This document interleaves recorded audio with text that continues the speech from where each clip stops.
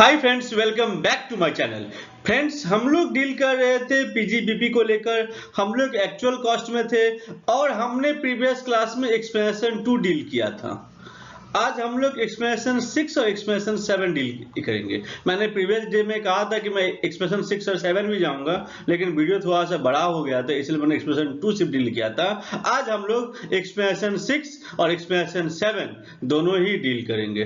Today is day 20। Today is day 20 and today we are going to deal with explanation 6 and explanation 7.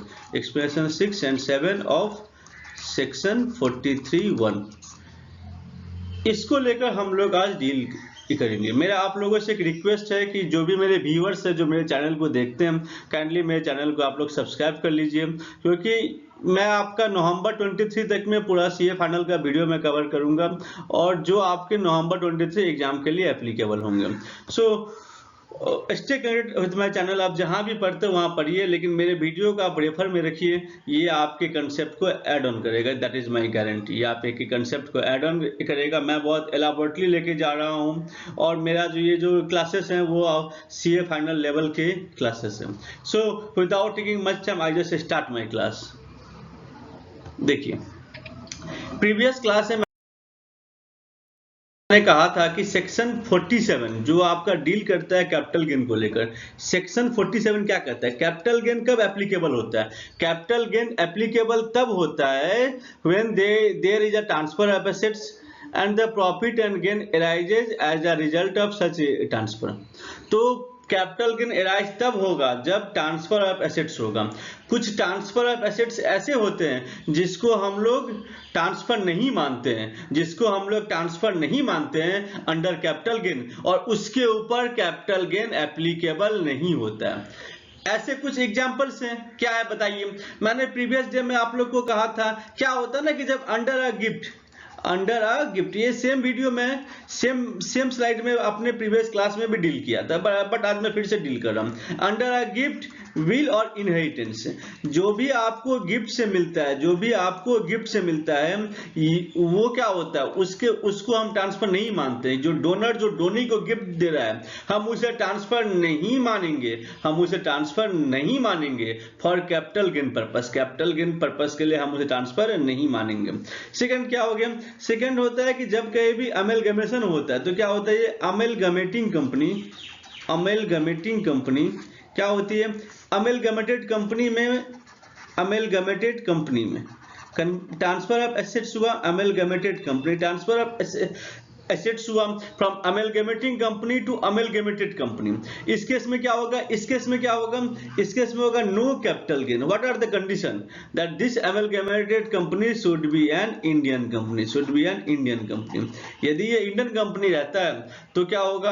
Amalgamation में जो transfer होता है, जो अमेलगमेटिंग company जो amalgamated company में जो ट्रांसफर करते हैं एसेट्स को, उस केस में कैपिटल गेन एप्लीकेबल नहीं होगा। बट कंडीशन क्या है? कंडीशन ये है जो that amalgamate company should be an Indian company. ऐसे ही आपका होता है होल्डिंग कंपनी और उसके 100% सब्सिडरी कंपनी। जब कहीं भी होल्डिंग कंपनी और उसके 100% सब्सिडरी कंपनी के बीच में ट्रांसफर होता है, जब कभी भी होल्डिंग कंपनी को एसेट्स ट्रांसफर करता है अपने 100% सब्सिडरी कंपनी को, उस केस में क्या होगा? उस केस में भी कैपिटल गेन नहीं होगा। कंडीशन क्या है? कंडीशन ये है कि subsidiary company should be an Indian company. ये आपका इंडियन कंपनी होना चाहिए। Subsidiary company should be an Indian company. ऐसे ही आपका हो गया जो सब्सिडियरी कंपनी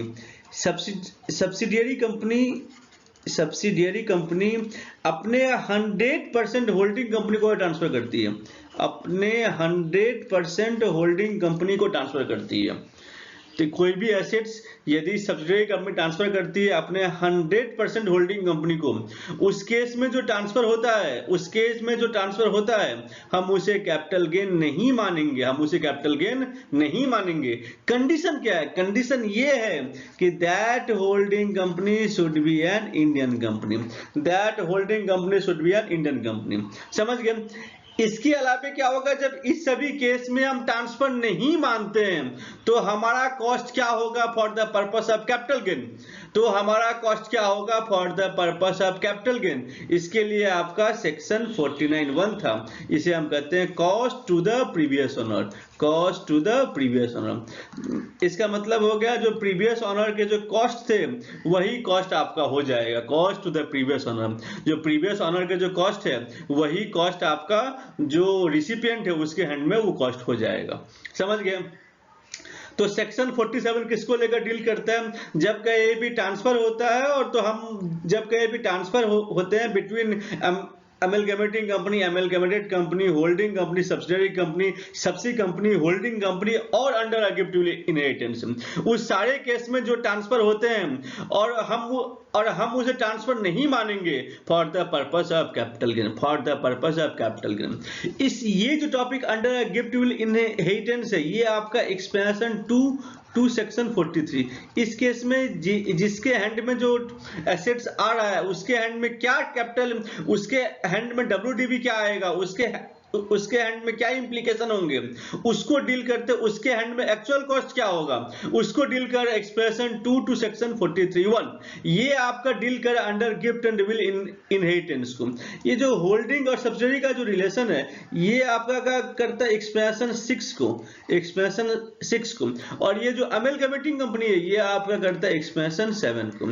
ये तीनों के तीनों जो एक्सप्रेशन है, एक्सप्रेशन 2, एक्सप्रेशन 6, एक्सप्रेशन 7, ये तीनों के तीनों आपस में जुड़े हुए हैं और तीनों के तीनों में एक ही कंसेप्ट है, एक ही कंसेप्ट है। तो आइए हम लोग आगे बढ़ते हैं, हम लोग आगे बढ़ते हैं। देखिए प्रीवियस क्लास में डे 19 में मैंने एक्सप्रेशन 2 को लेकर डील किया था, एक्सप्रेशन 2 को लेकर डील किया था। इसमें क्या कहा गया था, तो मैं एक प्रीवियस क्लास का रिकैप करता हूं, मैं इसको रिकैप कर रहा हूं। इसमें क्या कहा गया था, जो ये आपका डोनर है, ये आपका डोनी है, डोनर है और डोनी है, ये गिफ्ट दे रहा है ABCD। इस डोनर के पास ये 4 एसेट्स है और इसमें से एसेट्स B डोनी को गिफ्ट दे रहा है, डोनी को गिफ्ट दे रहा है। इस केस में डोनी के हैंड में एक्चुअल कॉस्ट क्या होगा, डोनी के हैंड में एक्चुअल कॉस्ट क्या होगा 43(1) में, इसको लेकर डील कर रहे हैं। तो यदि ये एसेट्स बी जो डोनर है उसके हैंड में यदि कैपिटल एसेट्स है, उसके हैंड में यदि कैपिटल एसेट्स है, इसका मतलब ये हो गया कि जो डोनर है, डोनर क्या कर रहा है, उस एसेट्स का इस्तेमाल बिजनेस के लिए नहीं कर रहा है। डोनर क्या कर रहा है, एसेट्स का इस्तेमाल अपने बिजनेस के लिए नहीं कर रहा है, एज एन इन्वेस्टमेंट वो अपने पास रखा हुआ है। उस केस में क्या होगा, उस केस में जो आप एसेट्स ट्रांसफर करते हो, सपोज करें डोनर के पास एक फ्लैट है, इस फ्लैट का इस्तेमाल वो अपने पर्सनल पर्पस के लिए कर रहा है, बिजनेस के लिए नहीं कर रहा है। और इसने फ्लैट बाई किया था से फॉर एग्जांपल 5 लाख रुपीज में, से फॉर एग्जांपल 5 लाख रुपीज में इसने उस फ्लैट को बाई किया था। डोनर ने क्या किया, डोनर ने उस फ्लैट को गिफ्ट कर दिया बी को, डोनर ने क्या किया, उस फ्लैट को गिफ्ट कर दिया बी को। उस केस में क्या होगा, उस केस में फ्लैट की कॉस्टिंग क्या होगी, फ्लैट की कॉस्टिंग होगी cost to the previous owner. Flat की कॉस्टिंग क्या होगी, फ्लैट की कॉस्टिंग होगी cost to the previous owner. मैंने इस पॉइंट को लेकर मैंने डील किया था, इस पॉइंट को लेकर मैं पहले भी डील किया था। एक मिनट, क्या होगा बताइए, तो ये आपका आएगा cost to the previous owner. ये प्रीवियस ओनर का जो कॉस्ट होता है वो कॉस्ट माना जाएगा, cost to the previous owner. इसका मतलब ये हो गया, जो इसका मतलब क्या हो गया, इसका that means that the cost in the hands of actual cost in the hands of assets is 5 lakh rupees in the hands of B, in the hands of B के हैंड में ये 5 लाख रुपया माना जाएगा। और हम लोग होल्डिंग पीरियड कब से लेंगे, यदि 180 डेज से कम रहेगा तो हम लोग 50% of eligible amount of depreciation को लेंगे, यदि 180 डेज से अधिक रहेगा तो फुल डिप्रिसिएशन होगा। और ये डेट कब से काउंट होगा, जिस दिन से ट्रांसफर हुआ था, जिस दिन से ये बी के हैंड में एसेट्स हुआ था, जब ये WDV में ऐड हुआ था उस दिन से ये आपका होल्डिंग पीरियड काउंट किया जाएगा। समझ गए। लेकिन सपोज कीजिए यदि डोनर का बिजनेस है और इस एसेट्स का इस्तेमाल वो बिजनेस में कर रहा है, इस एसेट्स का इस्तेमाल वो ABCD ये सारे के सारे डोनर के ब्लॉक है, ये सारे बिल्डिंग के ब्लॉक है, और इस एसेट्स का इस्तेमाल डोनर अपने बिजनेस में कर रहा है, इस एसेट्स का इस्तेमाल डोनर अपने बिजनेस में कर रहा है। और तब यदि इस एसेट्स को ट्रांसफर करता है डोनी के हैंड में, तब हम लोग कैसे निकालते हैं, तब हम लोग actual cost in the hand of donee, actual cost in the hand of donee कैसे निकालेंगे, हम लोग ऐसे निकालेंगे कि एज्यूम करेंगे कि B is the only assets in the block of the donor. देखो एक्चुअल कॉस्ट क्या होगा, एक्चुअल कॉस्ट होगा जो एक्चुअल में जो जिसने बाई किया था, एक्चुअल कॉस्ट जो डोनर का था माइनस में depreciation on assets as if asset was only asset in the block. इस केस में क्या होगा, इस केस में हम ऐसा मानेंगे कि जो एसेट्स बी था वो डोनर के हैंड में इंडिविजुअल एसेट्स है, जो ब्लॉक है वो इंडिविजुअल ब्लॉक है बी का, और उसके ऊपर जो डिप्रिसिएशन होगा, डिप्रिसिएशन होने के बाद जिस ईयर ट्रांसफर हुआ था उस ईयर से पहले जो वैल्यू था, जो डब्ल्यूडीबी का वैल्यू था वही डब्ल्यूडीबी का वैल्यू हो जाएगा। मैं इसी सम को यदि मैं कंटिन्यू करूं तो सपोज करो this assets was purchase on 1/4/20 और ये ट्रांसफर कब हुआ, ये ट्रांसफर हुआ 1/1/23 को, 1/1/23 को। तो क्या होगा 1/1, तो इस केस में क्या होगा देखना तुम, इस केस में क्या होगा, इस केस में आपका आएगा 1/1/20 को, तो हमारा कितने साल का डिप्रिसिएशन आएगा, डिप्रिसिएशन हमारे आएंगे 2021 के, 2021 के और 21-22 के, 21-22 के। तो बताइए तो कितना आएगा, 5 लाख का 90% और उसका फिर 90%, यही आएगा ना भाई। देखना सिंपल मैथमेटिक्स है, बहुत ही सिंपल है। देखिए कितना रुपए आएगा, ये जो 5 लाख का 90% और इसका 90%, तो क्या हो गया 4,05,000, क्या हो गया 4,05,000। ये जो 4,05,000 रहेगा ये क्या होगा, ये आपका एक्चुअल कॉस्ट होगा फॉर द गिफ्ट डोनी के हैंड में। समझ गए मैंने क्या बताया, मैंने क्या कहा था, यदि एज अ कैपिटल एसेट्स है तब तो कोई मैटर ही नहीं है, यदि एज अ कैपिटल एसेट्स है तब तो कोई मैटर ही नहीं है। जो भी cost to the previous owner होगा वही एक्चुअल कॉस्ट हो जाएगा in the hands of donee. लेकिन यदि वो कैपिटल एसेट्स नहीं है, यदि डोनर उस एसेट्स का इस्तेमाल अपने बिजनेस में कर रहा है, उस केस में क्या होगा, उस केस में डब्ल्यूडीबी हम लोग निकालेंगे। डब्ल्यूडीबी कैसे निकाला जाएगा, यह मान लिया जाएगा, प्लीज गौर से सुनिएगा, ये कंसेप्ट बहुत ही रिलेवेंट है। यह मान लिया जाएगा कि वह एसेट्स इकलौता एसेट्स है डोनर के ब्लॉक में और उसके ऊपर डिप्रिसिएशन चार्ज करके up to the year of transfer, जिस साल आप ट्रांसफर कर रहे हो उस साल का ओपनिंग तक में उसका डब्ल्यूडीबी निकाला जाएगा और वही that WDB is the actual cost in the hands of the donee. I think this point is clear. तो ये मेरा प्रीवियस क्लास का रिकैप था। प्रीवियस क्लास का रिकैप मैंने क्यों कराया, मैंने आपको 12 मिनट आपका ले लिया, मैंने 12 मिनट आपका क्यों लिया, प्रीवियस क्लास का रिकैप इसलिए कराया क्योंकि आवश्यक था, आप लोग फिर भूल गए होगे, आप तो उसको कोऑर्डिनेट नहीं कर पाओगे, इसलिए मैंने कराया था। आज हम लोग डील क्या करेंगे, आज हम लोग डील करेंगे एक्सप्लेनेशन 6 को लेकर। एक्सप्लेनेशन 6 क्या बोलते हैं, एक्सप्लेनेशन 6 कह रहा है कि जब कहीं भी ट्रांसफर होगा, किसके बीच में, जब कहीं भी ट्रांसफर होगा होल्डिंग, एच फॉर होल्डिंग और सब्सिडरी के बीच में, 100% होल्डिंग और सब्सिडरी के बीच में, तो क्या होगा, कैपिटल गेन नहीं माना जाएगा। तो कैपिटल गेन नहीं माना जाए, लेकिन एक्चुअल कॉस्ट क्या होगा, सपोज कीजिए इन the hands of holding company cost of assets is, ये आपका एज अ कैपिटल एसेट्स है, इसका इस्तेमाल बिजनेस में नहीं कर रहा है। होल्डिंग कंपनी उस एसेट्स को रखा है एज एन इन्वेस्टमेंट रखा है, उसको एज एन इन्वेस्टमेंट रखा है, उसका इस्तेमाल वो बिजनेस में नहीं कर रहा है। उसके ऊपर में नॉट क्लेम डिप्रिसिएशन क्लेम नहीं कर रहा है, नॉट क्लेम डिप्रिसिएशन, क्योंकि डिप्रिसिएशन आप किसके ऊपर क्लेम करते हैं, जिस कैपिटल एसेट्स का इस्तेमाल आप अपने बिजनेस में करते हैं। बट आपने किसी कैपिटल एसेट्स को रखा है एज एन इन्वेस्टमेंट, आप उसको बिजनेस में इस्तेमाल नहीं कर रहे हैं, तो उस केस में क्या होगा, उस केस में डिप्रिसिएशन क्लेम नहीं किया जाता है। तो सपोज कीजिए होल्डिंग कंपनी के पास एक कैपिटल एसेट्स है जिसका इस्तेमाल वो इन्वेस्टमेंट के रूप में, नॉट इन बिजनेस, उसको वो ट्रांसफर कर रहा है। For example price of the assets is 10 lakh, price of the assets is 10 lakh, transfer कितना में कर रहा है, ट्रांसफर कर रहा है 100 लाख में, ट्रांसफर कितना में कर रहा है, ट्रांसफर कर रहा है 100 लाख में, समझ गए, ट्रांसफर कितना में कर रहा है, ट्रांसफर कर रहा है 100 लाख में, ट्रांसफर 100 लाख में कर रहा है। तो इस केस में ये बताओ, इस केस में एस के हैंड में एक्चुअल के एस के हैंड में एक्चुअल कॉस्ट क्या होगा, एक्चुअल कॉस्ट ऑफ एसेट्स क्या होगा, actual cost of assets S के हैंड में क्या होगा, एज पर एक्सप्रेशन 6 एस के हैंड में होगा 10 lakh rupees cost to the previous owner.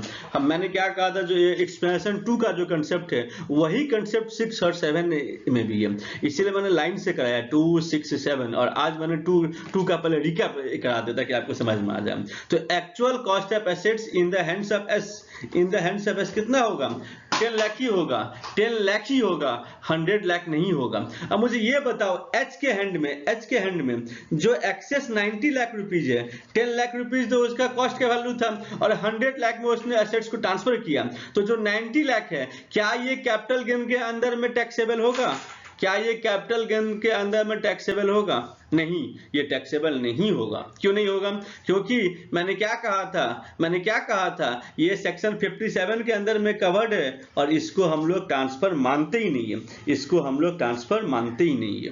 देखिए अब मैं ये जो मैंने आपको एग्जांपल दिया इसी को थोड़ा सा मैं एनालाइज करता हूँ, काइंडली आप लोग भी ना मेरे साथ लिखते रहिए, ताकि आप जब रिवाइज करोगे तो आपसे मेरा नोट्स को देख के निकल जाओ कि आपका पूरा कंसेप्ट क्लियर रहेगा। मैं इस तरीके से इतने सिंपल वे में इसलिए आपको बता रहा हूं ताकि आप मेरा वीडियो को देखने के बाद आपको कहीं और पढ़ने की आवश्यकता नहीं, आप मेरा वीडियो को देखो और डायरेक्टली उस ईयर्स बाय ईयर के जो सम्स होते हैं उसमें आप आ जाओ, आपका कंसेप्ट पूरा क्लियर रहेगा, इसकी गारंटी मैं ले रहा हूं। बताइए क्या होगा analysis, 90 lakh in the hands of H, H के हैंड में क्या होगा, एच के हैंड में होगा 90 लाख रुपीज एग्जाम्प्ट हो गया, 90 लाख रुपीज एग्जाम्प्ट हो गया, समझ गए। और एस के हैंड में क्या होगा, एस के हैंड में जो उसका WDB जो उसका ब्लॉक है उसके ब्लॉक में क्या होगा, actual cost of assets add होगा, actual cost of assets add होगा, कितना ऐड होगा, एक्चुअल कॉस्ट ऑफ एसेट्स कितना ऐड होगा, ये आपका 10 लाख रुपीज ऐड होगा, एस को इस एक्चुअल कॉस्ट जो ऐड हुआ उस पर कितना का डिप्रिसिएशन मिलेगा,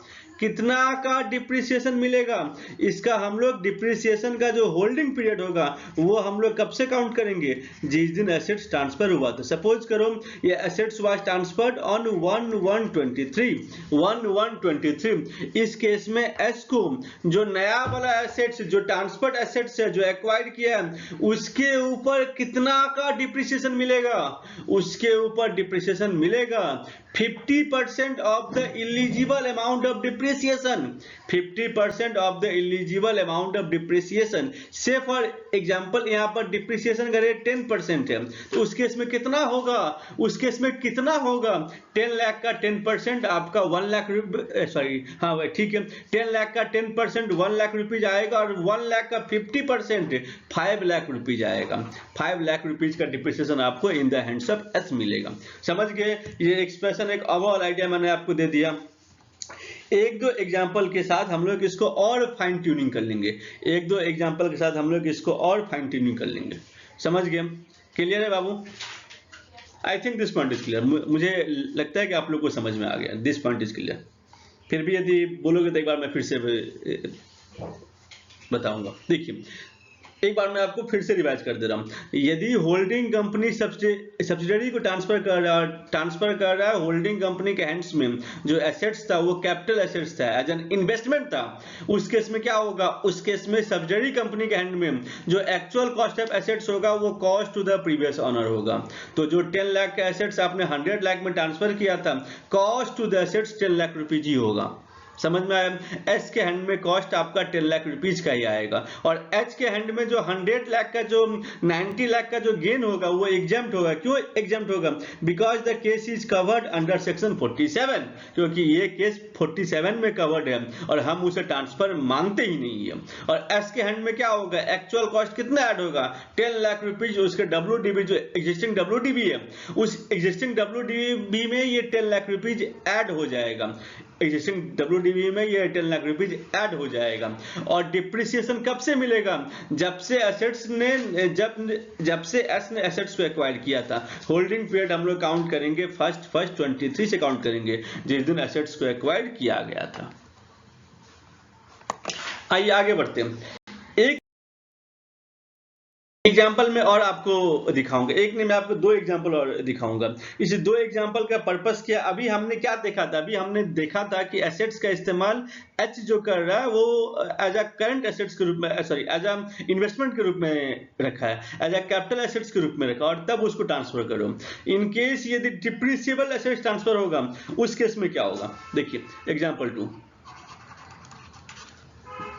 देखिए ये आपका एच है और ये आपका एस है, 100% होल्डिंग। एक बात और, ये एस हमेशा क्या रहेगा, प्रीवियस एग्जांपल में भी और इस एग्जांपल में भी ये इंडियन कंपनी रहेगा, ये इंडियन कंपनी रहेगा। इस एग्जांपल में भी ये क्या रहेगा, ये इंडियन कंपनी रहेगा।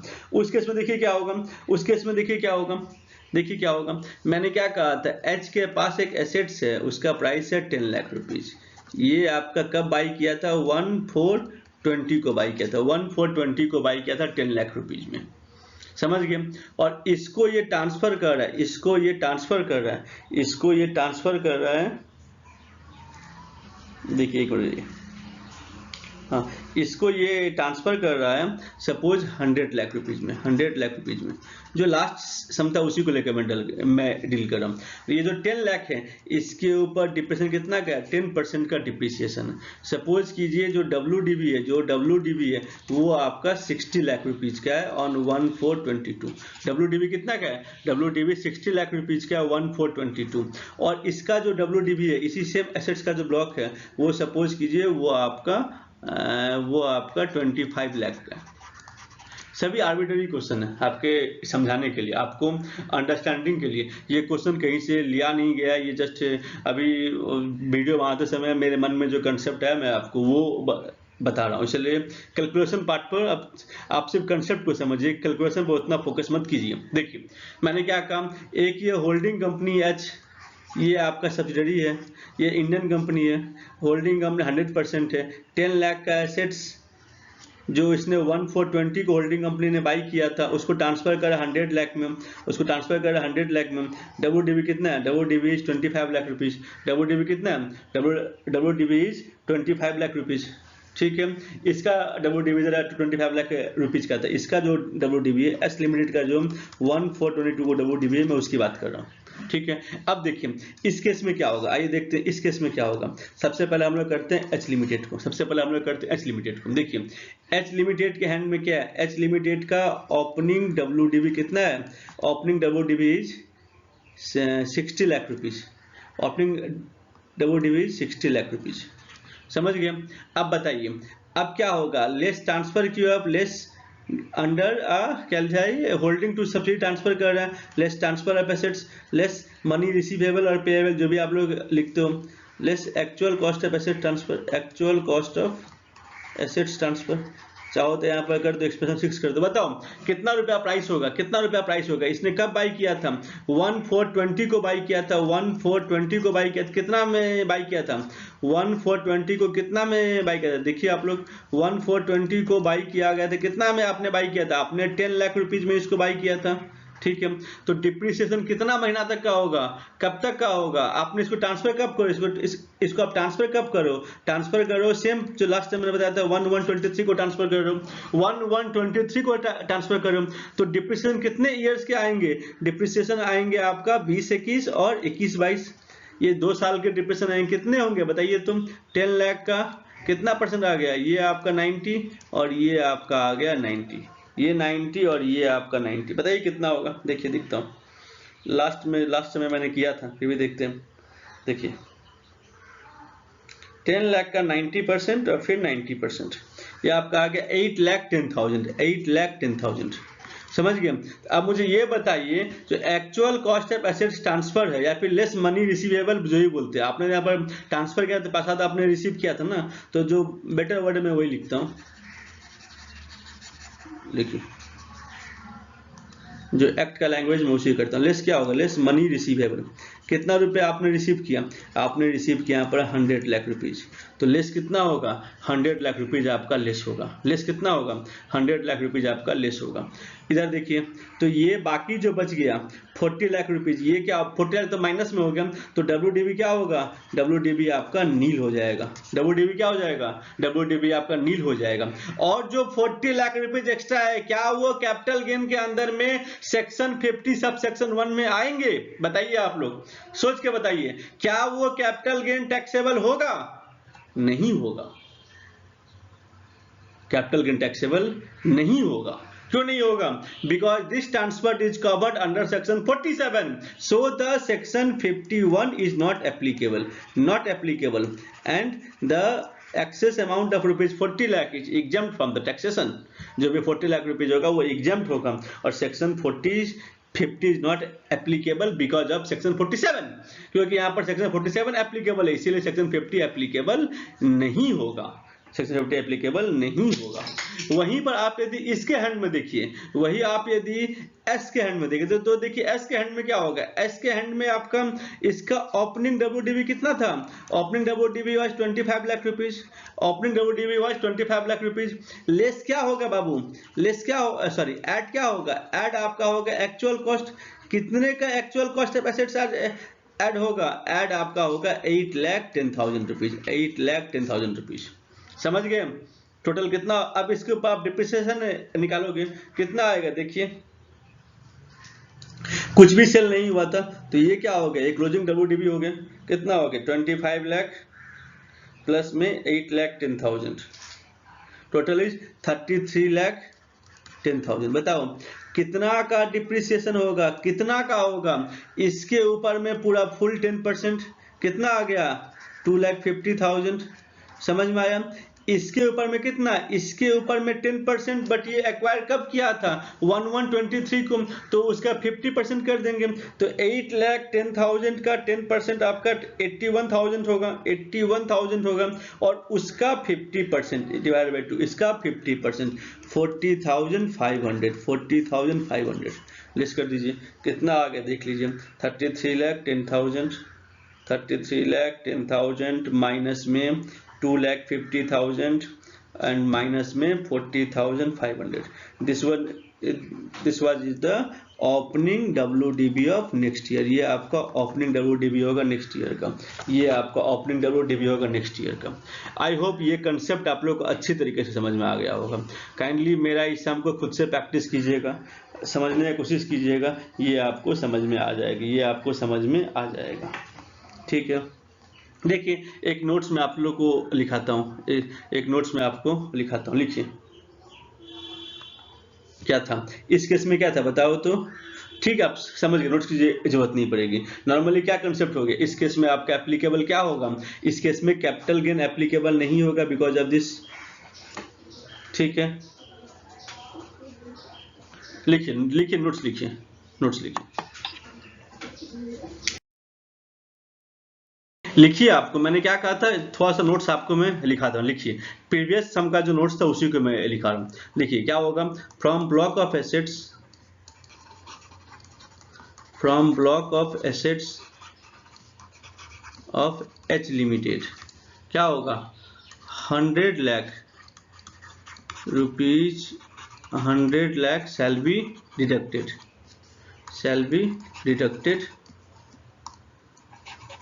shall be deducted from WDB as क्या बताइए तुम, क्या होगा? as money receivable, money receivable for transfer of assets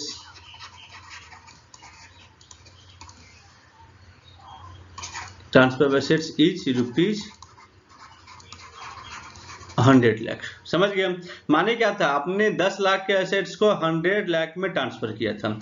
10 lakh के एसेट्स को आपने 100 लाख में ट्रांसफर किया था, तो आपका WDB से कितना कमेगा? 100 लाख ही कमेगा, 100 लाख ही कमेगा। लेकिन क्या होगा, लेकिन क्या होगा? This transfer, this is not treated as transfer, ये ट्रांसफर नहीं माना जाएगा, इसलिए कैपिटल गेन एप्लीकेबल नहीं होगा।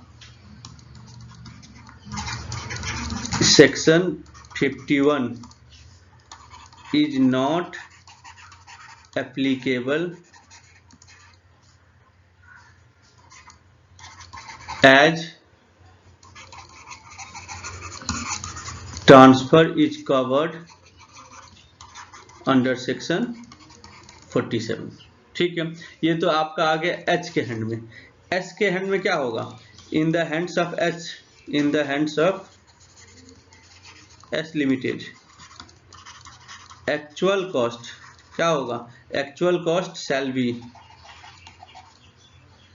10 लाख का, मैंने कहा था 2 इयर्स के लिए 90%, और ये आपका हो गया 90%, rupees 8,10,000 shall be the actual cost, shall be the actual cost. ये आपका एक्चुअल कॉस्ट होगा, ये आपका एक्चुअल कॉस्ट होगा। और क्या होगा? Depreciation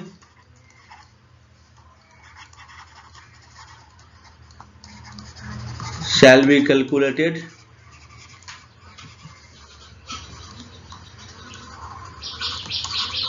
based on, shall be calculated based on holding period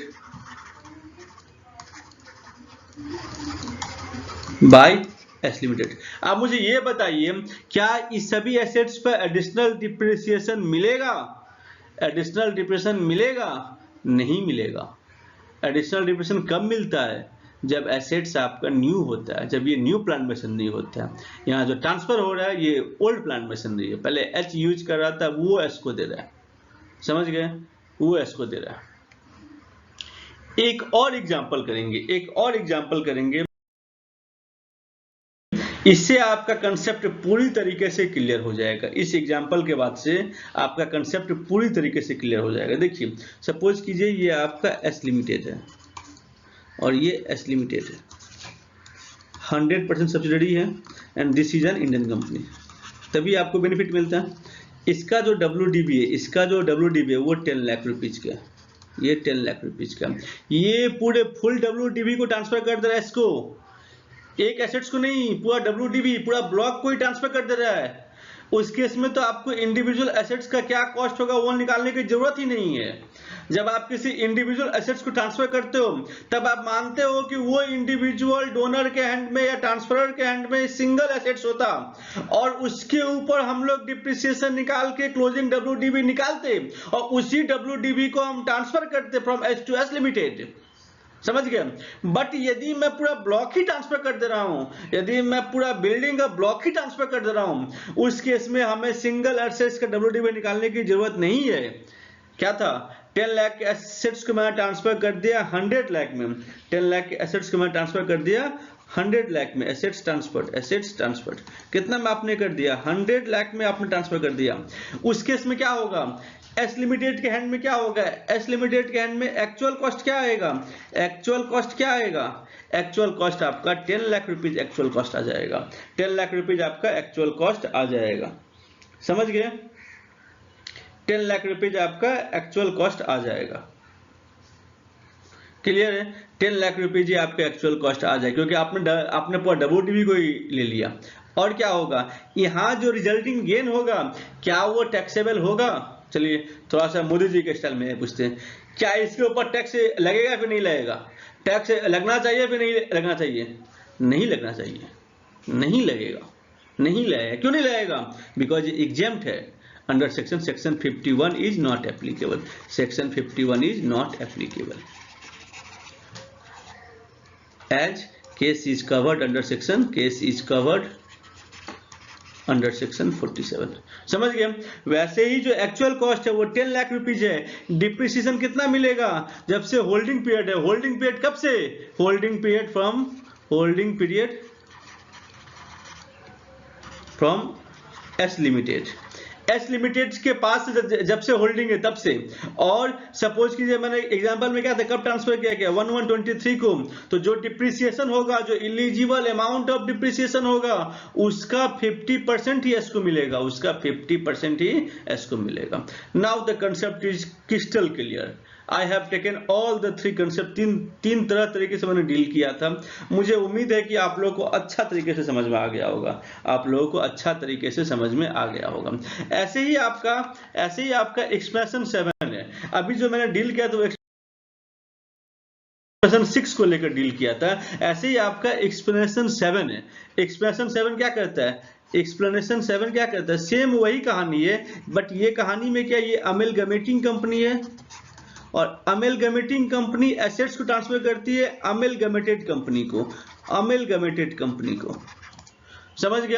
amalgamated company को ट्रांसफर करती है और ये क्या होगा, ये कैपिटल गेन एप्लीकेबल नहीं होगा और ये क्या होगा, ये इंडियन कंपनी होगा। Capital gain not applicable, capital gain not applicable कब एप्लीकेबल नहीं होगा? जब ये इंडियन कंपनी होगा। तो हमने जहां पर होल्डिंग सब्सिडरी था वहां पर अमेलगमेटिंग कंपनी अमेलगमेटेड कंपनी हो गया। होल्डिंग सब्सिडरी वाले केस में होल्डिंग सब्सिडरी को ट्रांसफर करता है या सब्सिडरी होल्डिंग को ट्रांसफर करता है, ये दोनों का दोनों ही कवर्ड है। किस तरीके से निकालते हैं, मैंने एक ब्रीफ ओवरव्यू मैंने आपको दे दिया। ये एक्सप्रेशन 7 को लेकर, एक्सप्रेशन 7 भी सेम कहानी है। जैसे ट्रांसफर करेगा तो हम लोग क्या करेंगे, हम लोग यदि एज ए कैपिटल एसेट्स लिया है तो हम लोग कैपिटल एसेट्स का जो cost to the previous owner होगा, जितना हमें बाई किया तो उतना ही हम लोग लेंगे। यदि कैपिटल एसेट्स नहीं लिया है, यदि एज अमेलगमेटिंग के हैंड में भी आपका बिजनेस एसेट्स था और अमेलगमेटेड के हैंड में भी बिजनेस एसेट्स है, तब क्या होगा, मान लिया जाएगा कि ये single assets of the block है और उसके ऊपर WDV निकालेंगे, जो कंसेप्ट मैंने पहले डील किया था। तो थैंक यू फ्रेंड्स, आज के लिए इतना। आई होप आप लोगों को क्लास समझ में आया होगा। आप लोग मन लगा के क्लास कीजिए और मुझे उम्मीद है कि मेरे बच्चे इस बार अच्छे मार्क्स से क्वालिफाई करेंगे। So stay tuned to my channel and thank you for watching. Thank you.